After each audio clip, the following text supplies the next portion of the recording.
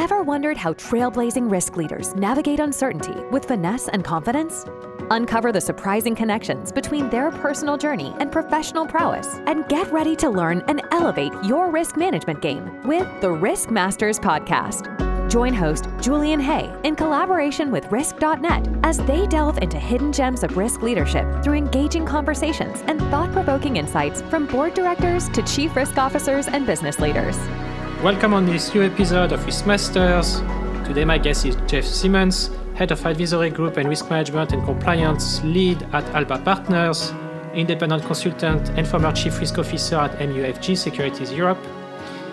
With more than 2 decades of experience across global banks and advisory, Jeff has built and led risk functions, navigated very complex regulatory transformations, and helped firms embed governance framework, risk that create lasting value. In this episode, we'll explore the evolution of risk leadership, how regulatory engagement can become a competitive advantage, and why aligning risk with strategy is essential in an era of constant change. Don't forget, if you enjoyed this conversation, please follow, review, and share RiskMasters. And for more insight and resources, please visit avitium.com. I'm Julien Haye, and this is RiskMasters.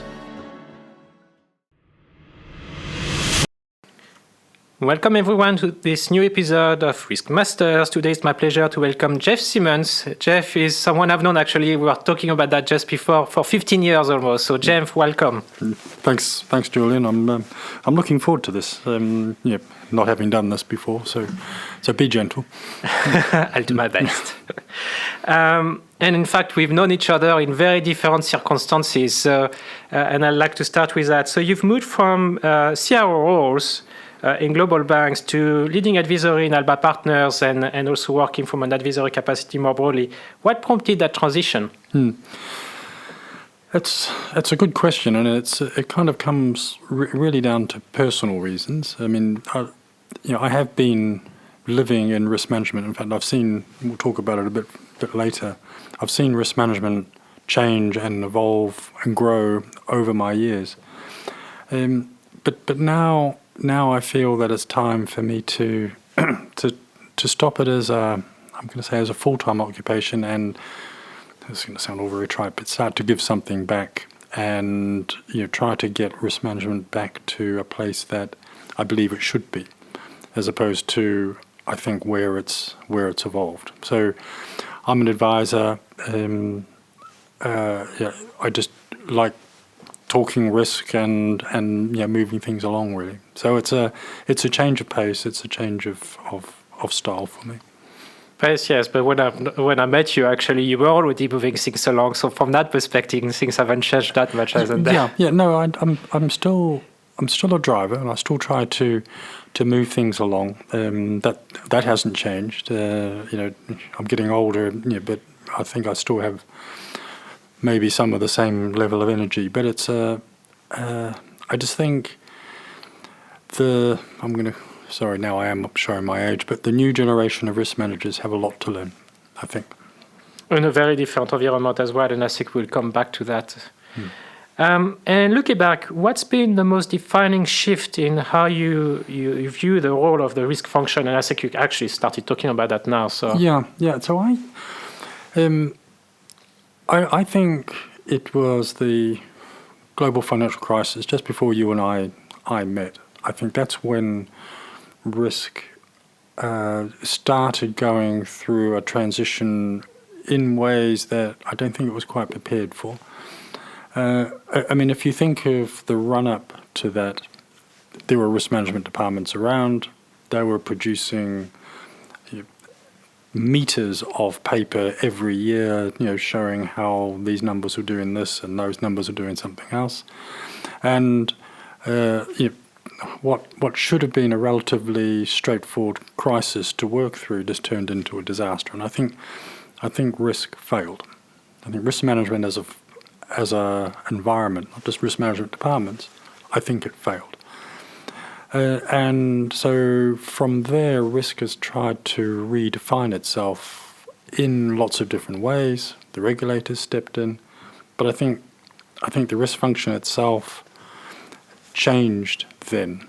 We've now got the 3 lines of defense, which is a good and a bad thing. unfortunately, I think in a lot of areas, risk has gone down we're the second line, so we don't do this and we don't do that, and we're not responsible for a whole lot of other things, which is bad for risk culture and bad for, I think, risk management as a function and as a whole. Yeah, and in fact, I think a lot of people coming on this show flag the same observation regardless of where they're sitting from, and we're going to come back to that. And you've managed risk through regulatory upheaval. You manage risk through transformation. Was there any pivotal moment that changed the way you led all of those initiatives? I think the pivotal moment really for me was setting up the Brexit entity in Europe for MUFG Securities. And the reason why that was pivotal is because all of a sudden the risks became real. If you like, the geopolitical shockwaves around Brexit and what that meant and going through that whole journey with the regulators, with the parent companies and with the entity that we're trying to build, coupled with the others around, trying to go through that same journey was quite a challenging time, because a lot of the rules were having to be made up as we went along. Us and the regulators. So it was quite an upheaval. How did that change the way I led? Well, I think it was, from a risk perspective, getting my risk people to think about what risk was and what they were trying to manage and get insight into, not just could they produce reports and what does a DV01 mean and such doesn't reconcile. Think about what their role was. I still see, even in my work as an advisor, that lack of connection between business strategy and risk management. Is that something you observed as well in the context of what you just said? I think so. I think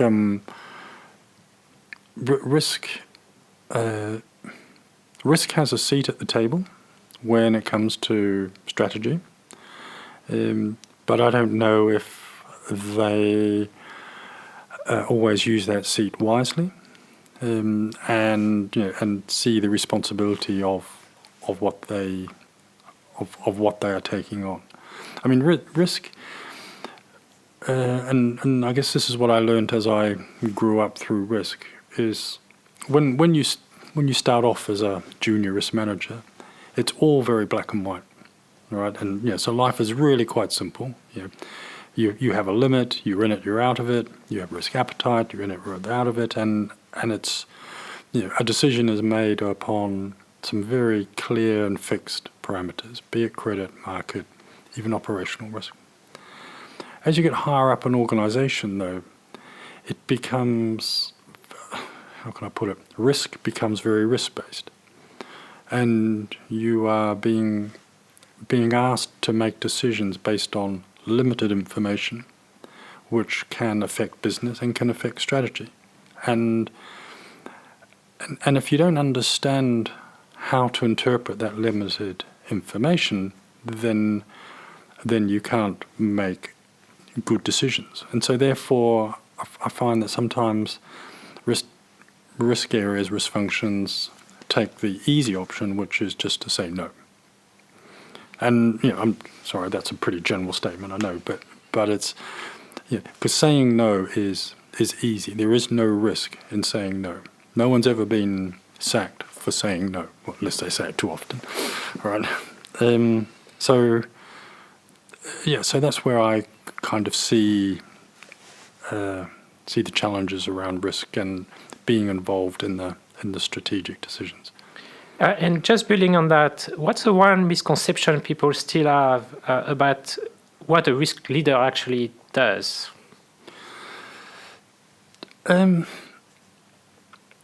I think, Julien, you and I have known each other for some years, and I think there's a conception that the risk leader needs to be very technical and has grown up with a PhD or a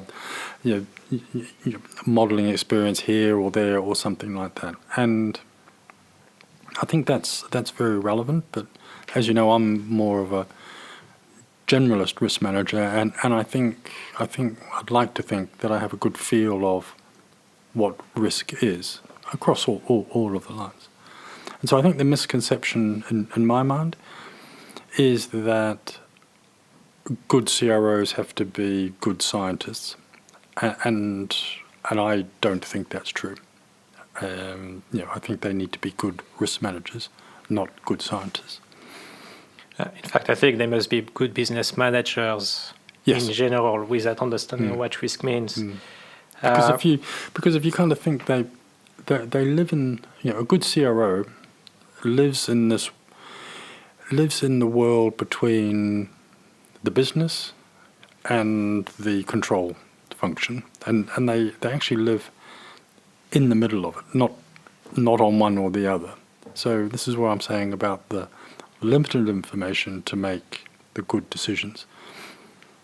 Which is a business fact, in fact. No decision from a business standpoint is ever made with having the perfect crystal ball that gives us all the information and the foresight we need. So exactly, and scientists don't always understand that. And I'm sure we can re-explore that a little bit more. But now if I shift us a little bit and you started building on that, you've worked with regulators across Europe. In fact, when you and I met, we were all about at the time, the FSA and other regulators. How do you turn regulatory engagement into a strategic asset for the business? I believe that a good relationship with a regulator is built on trust. Right? I think a regulator, I'm not going to say is happy, but is willing to discuss and talk around issues if you are open and honest with them. And I think building upon that trust means that you can then work with the regulator and improve your governance and the way in which you do business and manage risk, but in a controlled way. And as soon as you lose trust with the regulator, and with us it was the FSA, and they did not trust us at all, then it just makes everything so much harder, and the rules become a lot more, I'm going to say, enforced. And even with the European regulators, I know there are lots of stories around how tough they are and how perhaps evidential they are. In my experience dealing with some of the European regulators who had bad reputations, building up that trust means that you can build up a good relationship and work with them as almost in a partner in your development of your framework, be it risk or control framework. And if I can build on that, how do you build that trust? Do you have any advice for people listening? Well, it's quite easy, all right, and that's just to be as open as possible. Now, obviously, that needs to be tempered with, too much openness is a bad thing. But I think if you can demonstrate to the regulator that you are self-aware, right, that you know where your issues are, and you've managed them and come up with mitigation strategies, then it shows that not only are you self-aware, but you have prioritized it in such a way as you're going to address it, fix it, you have a plan. And so therefore you can be open with the regulator on that. Now, the regulator may come back and say, well, we think it's a lot worse, or you need to fix it quicker, or what about this area here? It's always open to criticism, but it's more a challenging discussion than why have you not done something about this problem that we have found? if you have that conversation with a regulator, then that trust is gone, because clearly you're either incompetent or you're hiding something. And I will add to that from my experience, because there's sometimes a misconception here. It's not about having zero issues. In fact, I don't think the regulator will ever expect there's zero issues. Otherwise, they will actually challenge you on that. Exactly. If you're not seeing them. It's about showing you're in control and understand what they are, and you have actually the right proportionate response to them, isn't it? Yes, exactly, and that's where the trust comes. And because, as you said, if you say, thank you, PRA, we're all good here, we've got nothing wrong, then it shows that, as I said, you're hiding something for whatever reason, and they will not believe you. But if you can say, we have gaps here, here, and here, we have plans to mitigate it, etc., then it shows a degree of openness and trust. And you, just building on that, risk governance often fails in execution. Mm-hmm. And there's nothing worse than saying we're going to do that to the regulator and then failing to execute on it and come back with a series of excuses as to why it didn't work. So what principle do you use to make governance effective and practical in that context? Well, so on your example, you're absolutely right. Making a commitment and failing on it, I think, sends a very, very poor message to the regulator. Very poor, because what it shows is that you are incapable of planning, or maybe poor at planning, and poor at managing and mitigating. So therefore, any promises you make going forward have to be kind of taken a bit with a grain of salt, because, well, you failed once, why won't you fail again? And so I think that the risk, bringing that into your risk governance world is all about having that degree of control and rigor around your planning process, and showing to the regulator that you understand the problem and the complexity of the problem, and then and the governance around that. Governance is easy, right? It just needs to have an appropriate degree of review, challenge, monitoring, progress, milestones. All of that is governance 101. There's nothing hard about it.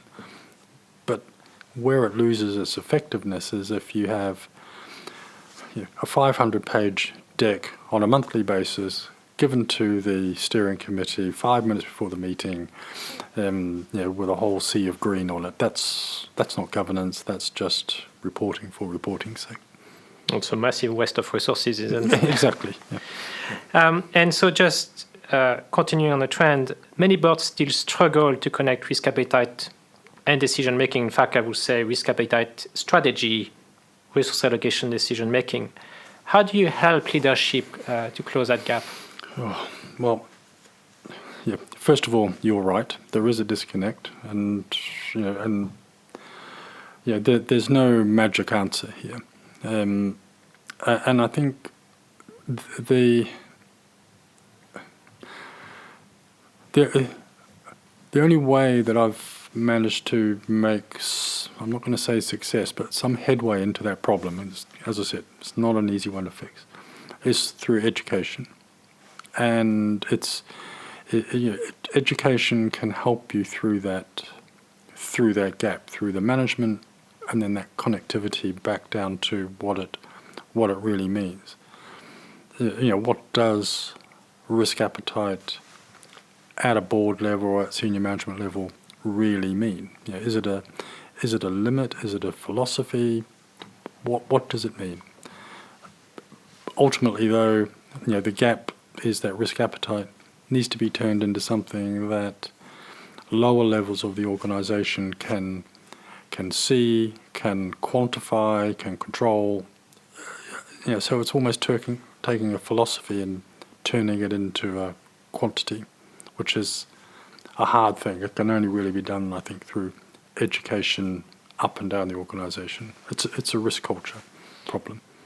It is. I would also add that perhaps a good start as well is to make sure that strategy or the risk appetite is framed in the context of the strategy, which invariably I'm not seeing. Usually I see risk appetite going straight into the risk view with no explanation as to how it fits into the broader strategic context of an organization. And that's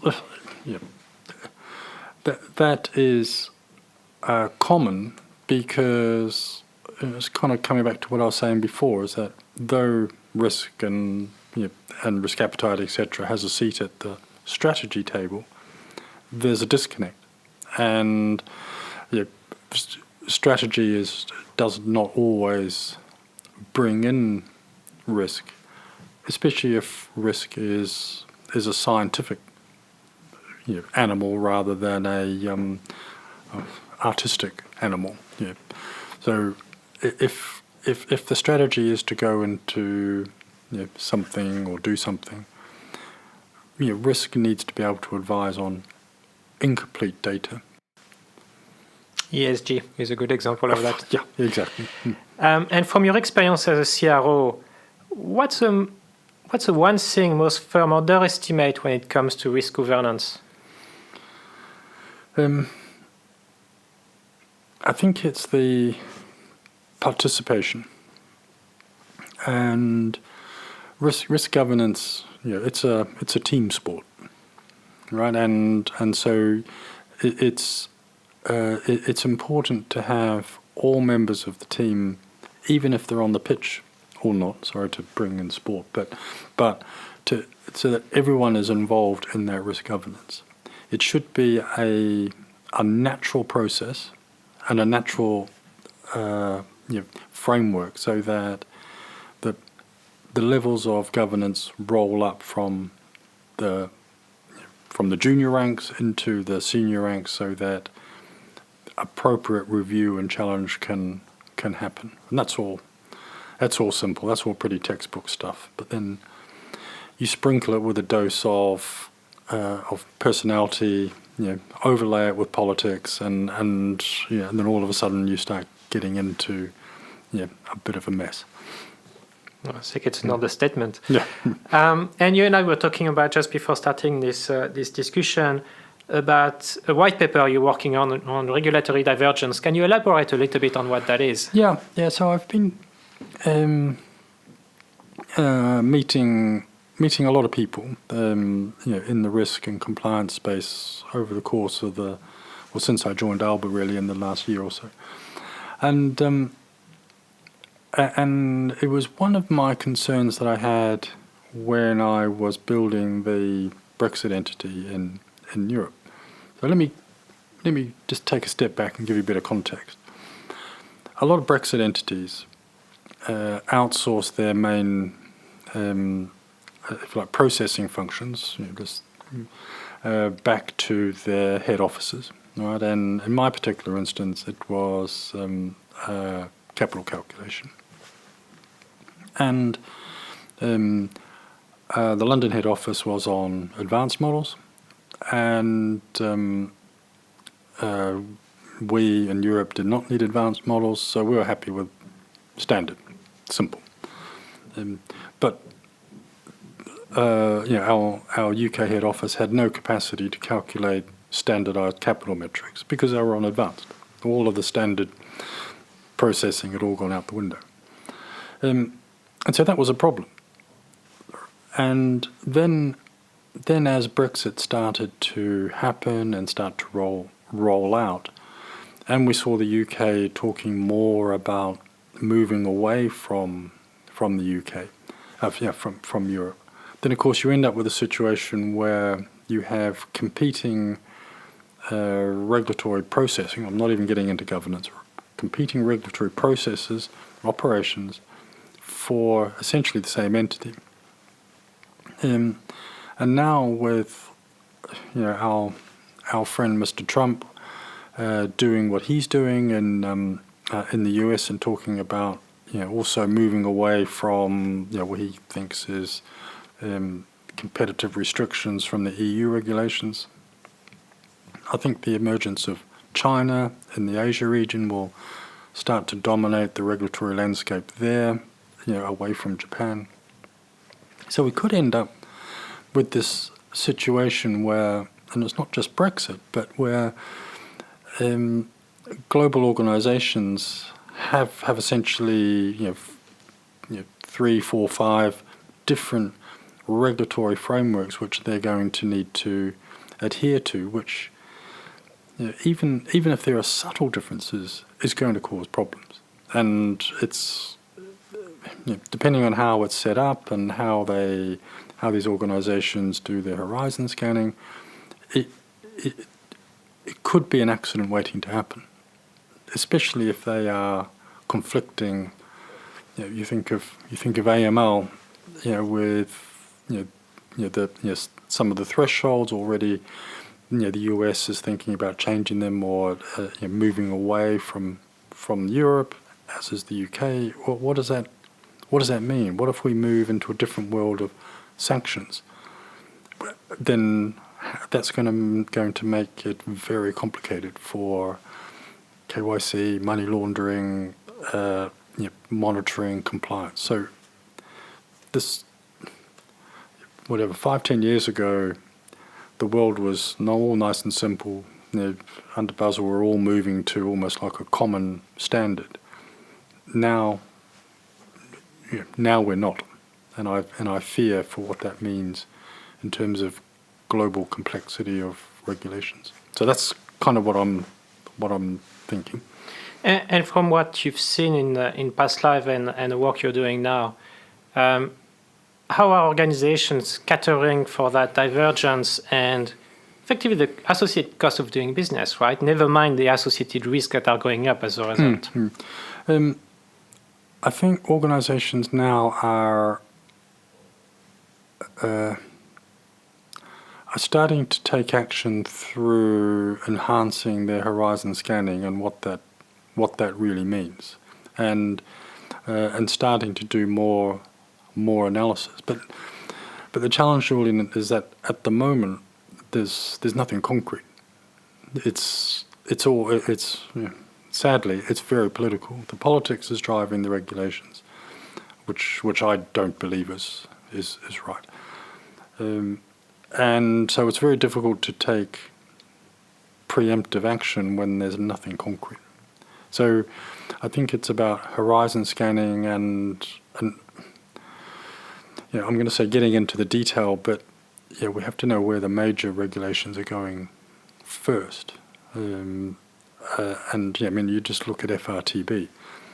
To try and come up with a timeline of implementation of FRTB, it's pick a date, and I'm sure one country or another will be doing it. And so what does that mean as we move through the next 5 years?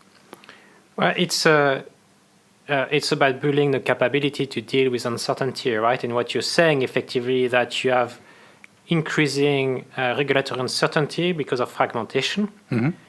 And I suppose that applies more broadly to a number of trends. Do you have a view on how organizations should deal with that? Yeah, it's that's a nice statement. I think building that capability for regulatory uncertainty, and I completely agree. Why don't you and I go to a CFO of a major bank and say, what you need is you need to spend money on something that we don't really know about and we can't really quantify, but I'm sure it's going to be bad. And I think you and I know what the CFO will say, right? And I think that's the challenge, is that with regulations, traditionally, I don't think firms get in front of them. They wait until they start to become solid, or certainly a lot more definite. Then they start to ramp up and take action. To have a preemptive hit squad of regulatory uncertainty, I think, is clearly the right way, but I just don't think it's going to happen. I have an idea for you, so I think we can talk about a future business model together. And Brexit too. What does it mean to you? Brexit, well, so again, I lived through Brexit almost on both sides of the channel from a financial perspective, and the way I'm going to say the way I thought it would play out was almost in three phases. Right, so phase one was the immediate Brexit and aftermath of it, which was just don't let, this is from a regulator's perspective, don't let anything break. Right, just we are happy to accept inefficiency and perhaps non-Brexit-like practices, but just don't let things break. Right, protect the client, protect the customers, and make sure there's no systematic damage. That was phase one. Phase two was very much, I think, where so actually I'm going to be describing this in three phases. Sorry. So it is very much where we are now, which was things have settled down. There's now a lot of stability. The major impacts of Brexit is kind of finished. This is the tail end of that phase.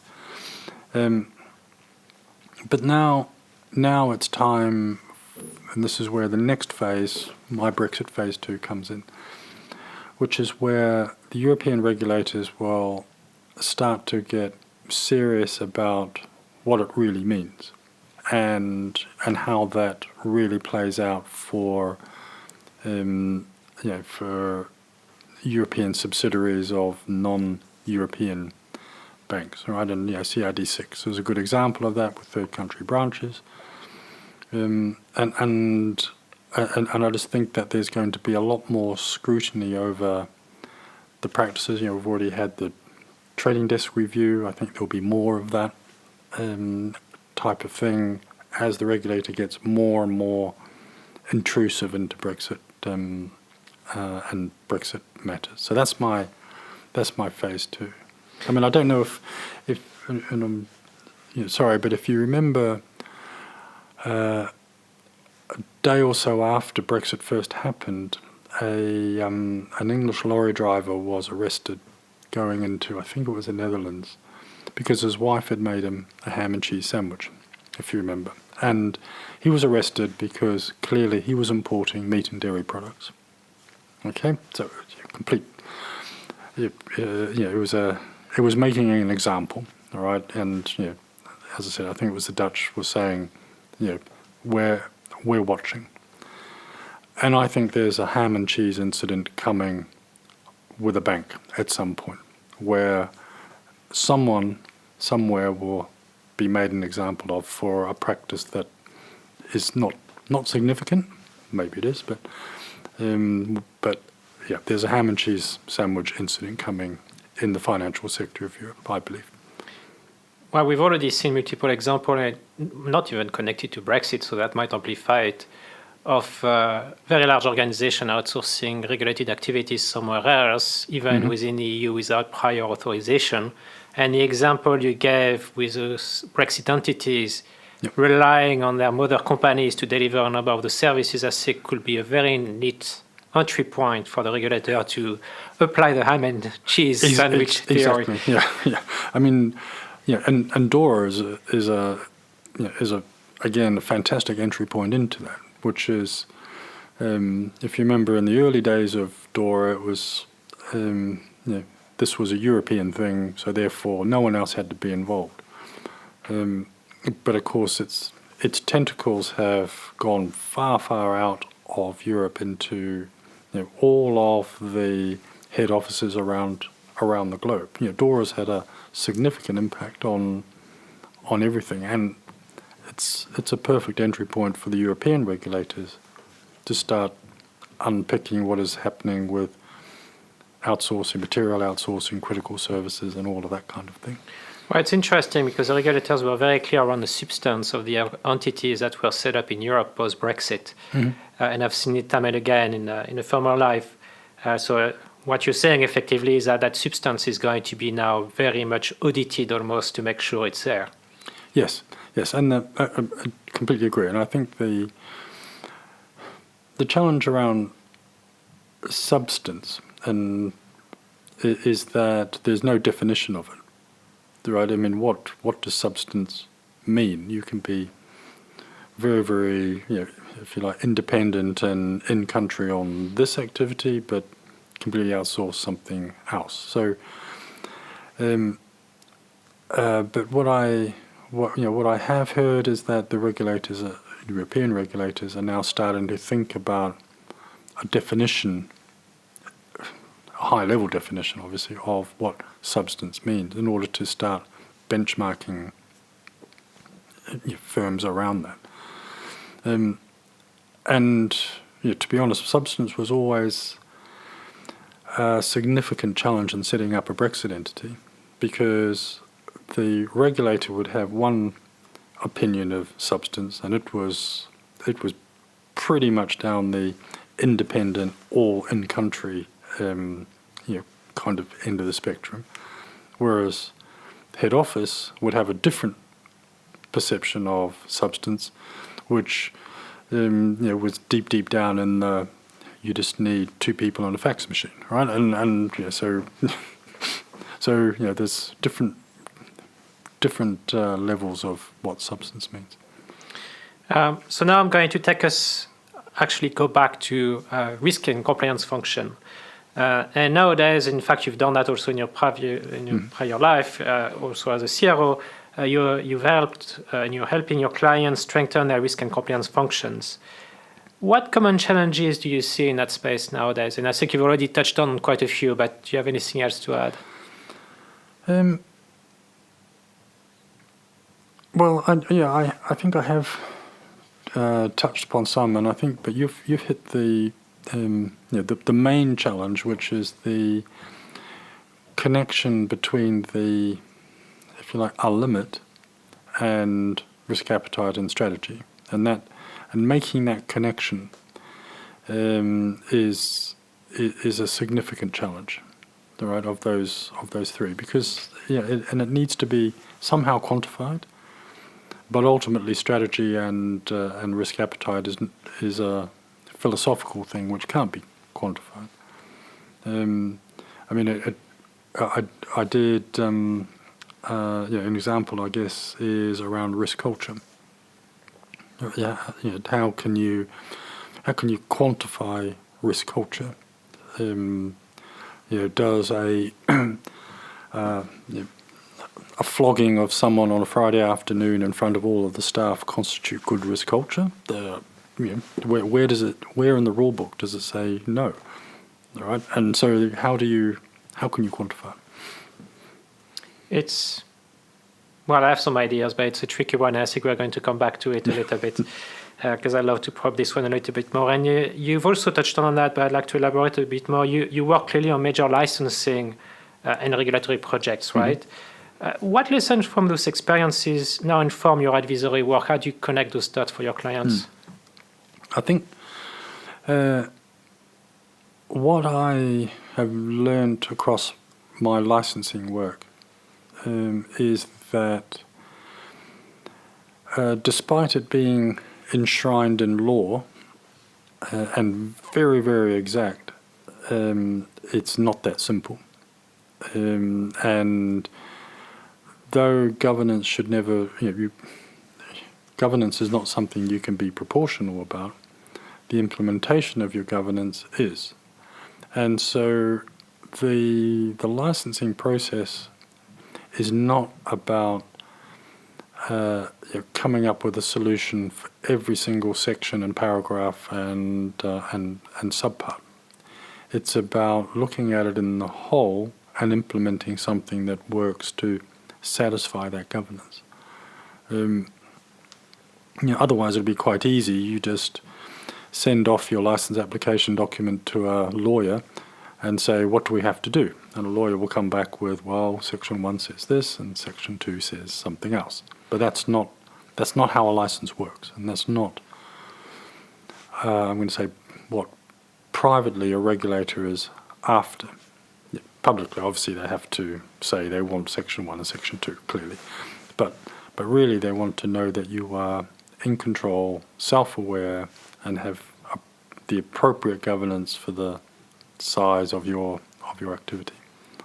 Well, I've seen some lawyers doing exactly what you just said, by the way, for licensing, which I would not advise to go down that path. But it's also, and that connects back to the point around connection between strategy and risk appetite. For me, it's about building a story that hangs together. And if the story doesn't hang together, you can be sure that you're going to have some problems. Yeah, exactly. And that's where, I guess you and I have been through regulatory inspections before, and that's almost the regulator's strategy is to talk to the business people in one meeting and then talk to the control functions in another and reconcile the stories. I personally have seen that reconciliation fail, and I know you have too. So it's an easy one to spot when they're not aligned. Well, I've seen the regulators sitting an entire board in front of them and just talking to one person, a CEO. And if that person fails the test, then they were not there for long after that, which happened in one organization I worked for. Exactly. And so it might be a perfect segue to the next question then. What role do you see for independent advisory in helping firms rebuild that trust with regulators and stakeholders? I think it's advising on how to build that trust, right? And it is not sitting in front of the regulator on their behalf. It is educating, these firms so that they, that they can develop this level of trust with the regulator. So help them with the programs, review and challenge their commitments to the regulator, and work on those challenges from a holistic perspective than a individual program perspective. Again, we've seen. I know, you and I saw it when we were together, Julien, that an organisation would make multiple commitments almost independently to the regulator, and they just don't hang together when they're finished, or they have competing resources or something like that. So it's about building the trust and looking at things from a holistic perspective. It's not, with large organisations, it's not always possible, but it's holistic, and I think the FSA almost got it right with their principles-based monitoring philosophy, because it's about the principles. Okay, they maybe went too far down the principle road, but it's holistic. What's the regulator really wanting you to have control and governance over? Yeah, and one thing I love to do is to play devil's advocate and actually grill the person in front of the clients in preparation of how their storyline hangs together and the gaps to prepare them as well. Exactly, and so what?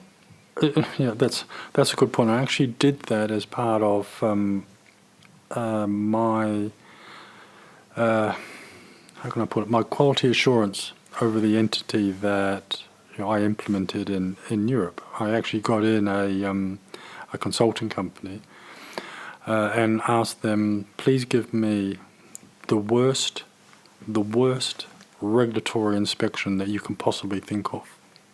And I obviously it cost money, but they came in and did exactly that. They I've been in some regulatory inspections. This was definitely the worst I've been in, but it was good. It identified a lot of not a lot, but some gaps in the way in which we had implemented the framework, where we needed to educate, where we needed to move things around. And so shifting to culture then and leadership, and we talked about risk culture already. So what's the biggest cultural barrier to effective risk management nowadays, do you see? Well, I think the biggest barrier is the tone from the top. That should be, the tone from the top should be the driver. but I think unfortunately it's either not visible enough, or it's not believed, or it just looks too insincere. Does the top, when they say they are setting tone, really do it? It's walk the talk, isn't it? It's walk the talk. And exactly. walk the walk. Yeah. So you mentioned ESG before. So is the our senior management out there with the junior staff, helping a local charity, right? Are they out there doing it? Are they cycling to work rather than having a driver pick them up and bring them in, that kind of thing. And the tone from the top is not about slogans. I think slogans are all very nice, but it's about walking and talking that. Or bringing the tailor the day you announce a massive round of redundancy, as happened in a former organization exactly. that didn't go down well. Yeah. And building on that, psychological safety, right, is for me a topic that has always been missing, especially in a risk transformation program I worked on, connecting to culture and risk culture, and that ability to speak up, to give the permission for people to actually talk about the real issues. How do you see that notion of psychological safety influencing risk leadership? That's a difficult question, because I've seen examples where it has not worked, or where it has worked too well. Right. So if we start on the easy one, the working too well, I've been involved in some organisations where the speak up culture has been so good that there's just too many speaking up issues to deal with. It's just impossible to get through them all, and they're all minor things, that don't really count. So it's difficult to get a consistent or a material message about what is needing to be done. Then, an example where it didn't work, and I'm sorry to all my colleagues in compliance, but some compliance functions or some compliance people are far too rule based, and so to go to a compliance person with a problem is almost like you're going to the police with a problem in the fear that you'll be arrested. So, and when you're in that kind of environment, then if you have a compliance issue, and I've seen it in HR a bit as well, then you prefer to solve your problems yourself than to go to them or raise it. Because at the very least, it might just end up with you having more work, all right? And so people want to avoid that. And so problems don't get raised, not because they're not problems, but just there's just a fear of what it would mean and what that kind of plays out. So I think speaking up has to be encouraged. But to have that safe environment that you can do things in a confidential way and it's not going to somehow come back to you, I think is, again, I keep on coming back to trust. It's all about trust, ultimately. Trust with the regulators, trust with your staff, trust with your managers, and and being able to have this speak up right. And it is a right that needs to be used by everyone as you have a responsibility to either speak up or use it wisely. And probably a new topic here, but risk compliance, a risk and compliance team often face intense pressures, right? The environment is changing, more and more regulation, lots of uncertainty. What's your advice for building sustainable, high-performing teams in that context? I think education and understanding. All right? No one wants to do a job as a machine, and if you are being asked to perform a risk or a compliance job as a machine, then you will start to lose people, and the ones you don't lose won't necessarily be the ones that you want to keep. So for risk, productivity is not about how many risk reports you can get out or how quickly you can get your FX delta analysis finished for next year's RMC. It's about what do you understand and how can this help, and what are you actually looking at? How does this help the business? Compliance, similarly. It's not about how many KYC reviews did you get through this week. It's about what does this mean? How can you be proportionate? How can you be part of the strategy in this particular client base or something like that?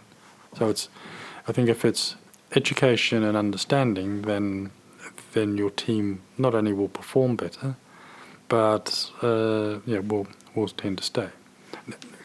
Clearly, there's give them the right tools and make sure there's enough people doing it dimension as well. That's an obvious thing. But I think understanding education, I always try to put first. To certainly all the staff that I've had working with me. So it kind of segue directly into the next question on how do you do that? How do you develop teams with that commercial lens, effectively? Well, it's about trying to forge that connection between the strategy and the work that your junior staff are doing, right? And if you can do that, and by junior or even the staff that's working for you, if you can do that and they understand what they're doing and why they're doing it, then I think it comes into a good way of building a team, because it's trusted, it's open, and understood.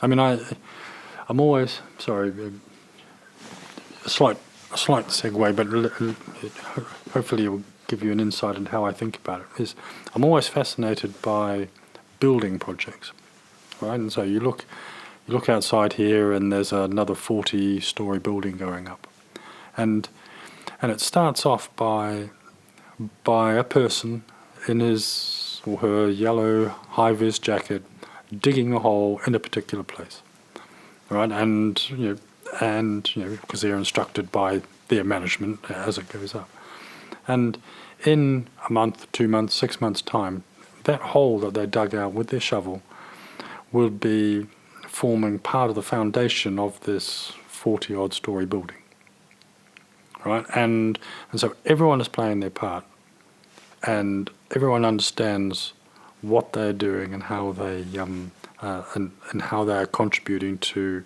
the end result of this building. I think risk and compliance functions, it's not about just go over and dig a hole there. It's about this is why we need to dig the hole. This is how it will form part of the overall strategy of building this building. Well, it's a beautiful metaphor, so thank you very much for sharing it. I might reuse it, by the way. And so now just closing, getting to a close, and looking back a little bit, actually playing back, as you were saying in the opening, what's the one risk-related belief you used to hold, but have since changed your mind about, right, looking back at your career?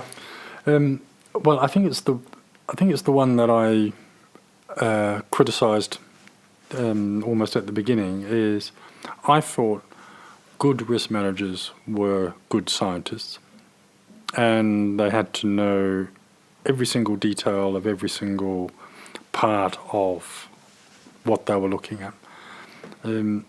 And now I've kind of moved away from that into more of an understanding and holistic approach to risk. Now, that's not to say that the detail is not important.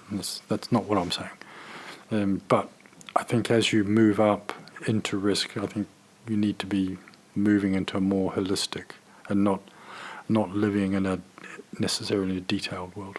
That might answer the next question, but let's see. And if you could give one piece of advice to rising risk leaders, what would it be? Well, I guess it's been the theme of what I've been saying. It's understand what you're doing, understand what your job is, and your job is not confined by your job description or where you sit in the 3 lines of defense. It's what are you trying to do for the organization, and how do you fit into that? And I think if you understand that, then you can then start making decisions as you grow up the organization based on limited data and limited information, and you can be making the right ones and make that connection between strategy, appetite, and the actual performance of the risk role. And going out, we've talked a lot about actually work and risk outside of risk and work. What's something you're passionate about or working on that might surprise our listeners?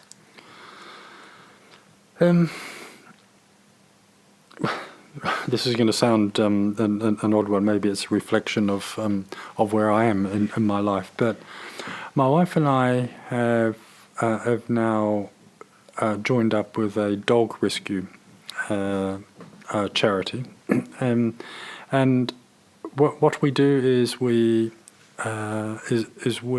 take on old dogs that are nearing the end of their life, and give them the best possible life that we can for the last 6-9 months of their life. And so we spoil them, give them things they probably shouldn't have, and just and we do that because I think it's something that we at our age can give back. We can do something with which is we think is a good thing, and it's kind of using our knowledge. It's almost a metaphor for what I do as an advisor. It's not a full-time thing. If I have some knowledge, maybe I can use that knowledge to move things along, be it in risk and compliance or just some old dogs. It's beautiful. And finally, what's next for you and risk management for the year or years to come? Well, I'm not sure about me, but in terms of risk management, as I said, I kind of when I very first started off on the risk journey, so I'm, as you know, I'm a qualified accountant. So I started off as an accountant 1,000 years ago, and what happened with risk is it was born of accounting. It was born of finance, and the more mathematical accountants went into something at that point called risk, and then the Big Bang happened and things became a lot more scientific, and so risk almost became a separate discipline, which we see today.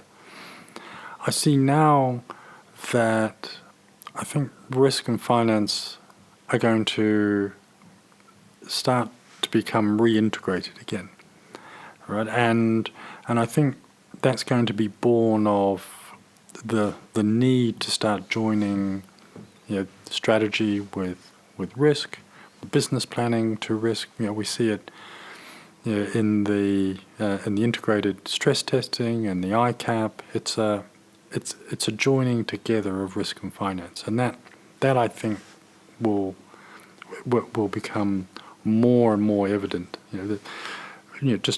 just in terms of systems, the nirvana of a of bank system is to have all risk and finance in the one place. You can have your stress testing engines offered, your valuation, your risk. It's all in the one happy system. So I think risk and finance will end up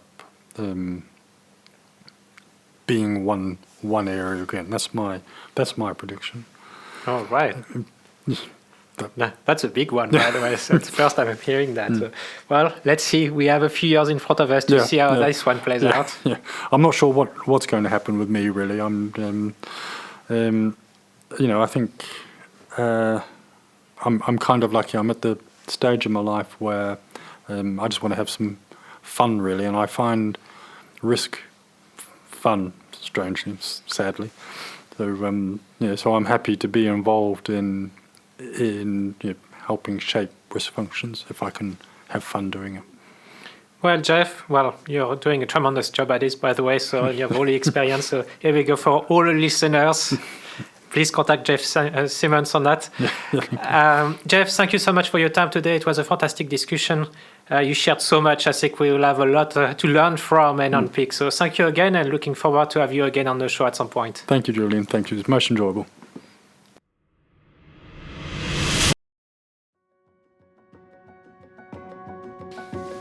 Thank you for tuning in into this episode of RiskMasters today. Jeff Simmons shared invaluable insights on risk governance, regulatory engagement, and building effective risk functions that create real business impact. From his work leading risk at MUFG to his current role as advising financial institutions, Jeff offered a masterclass in combining strategic thinking with practical execution. If you enjoyed this conversation, don't forget, please like, follow, and leave a review. It helps us bring you more thought-provoking discussions with risk leaders shaping the future of the industry. For notes, resources, and related content, please visit avtm.com. And don't forget, stay curious, stay connected, and remember, real risk leadership is built on culture, courage, and conversation. Until the next time, I'm Julien Haye, and this has been RiskMasters. Thank you for joining us on RiskMasters today. If you're ready to master risk and unleash your full potential, here's how you can take the next steps. First, head over to julienhaye.com to discover even more valuable insights from our RiskMasters. We've got a treasure trove of knowledge waiting for you. Second, don't miss out on future episodes. Hit that subscribe button on your favorite podcasting platform. Stay tuned for fascinating discussions on risk management. And third, if you found today's episode valuable, please share it on social media. Help others discover the world of RiskMasters and embark on their journey of risk mastery. Remember, success favors the bold. See you on the next episode of RiskMasters.